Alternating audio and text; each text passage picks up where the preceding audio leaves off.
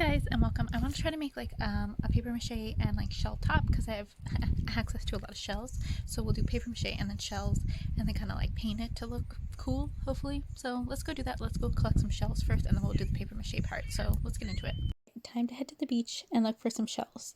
I realized while I was down there though, there's not that many shells right now. Usually there's tons, like there's a whole bunch, but this time there's only a few and like a lot of just broken ones.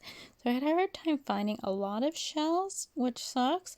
But I had a few like old ones that I had before making different stuff out of, so I used some of those. But yeah, it took me kind of a while to find even a handful of shells, which is very odd. Okay, first I'm going to start with cardboard, which I don't know if it's cheating or not, but I'm going to like shape it to my torso like this and kind of like bend it. Hold on, the lighting's terrible, I'm sorry.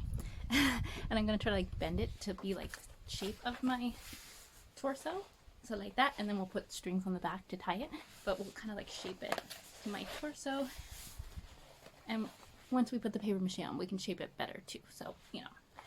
Alright, so you're gonna get some paper. You can use like newspaper or like a thinner type paper, like a craft paper kind of thing. This is just the stuff that comes in like Amazon boxes.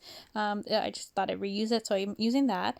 And then you make up a solution of flour and water, and that's your paste. And then you're going to dunk your pieces of paper into that paste, and then you're just going to lay it onto your cardboard, and then you're just going to keep layering it over and over until it gets pretty thick.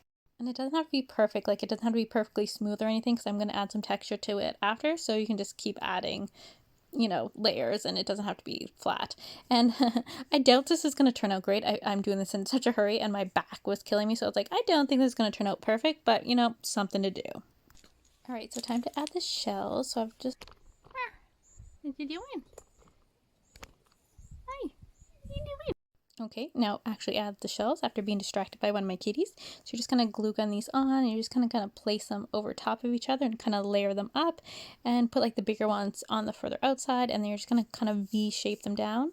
So just keep adding them wherever you want. Like I said, this is not going to be perfect. This is not going to be a top you can actually wear anywhere. I just was like, let's see if we can make a shell top with paper mache, which I did before. I did a Targaryen top, which actually turned out so much better because I took more time on it, where this one is not going to be great. But anyway, so you just keep adding your shells. I needed a little kitty break because I was very sore. My back is so bad. It's very flared up. But anyway, I decided I needed to try to not lean over, so I did more of the gluing up here with my kitty, so that worked out well. And now we're done, and then now we're going to take it inside and paint it. Some of it had already some paint on it before because I took it off some other projects that I did.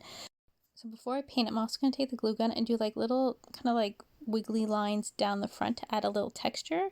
So just do that, add a little texture. It makes it kind of like look like little tentacles or something. So I'm just doing that, adding a bit of texture. Once again, I think this is going to turn out so bad. I don't know why I'm doing this.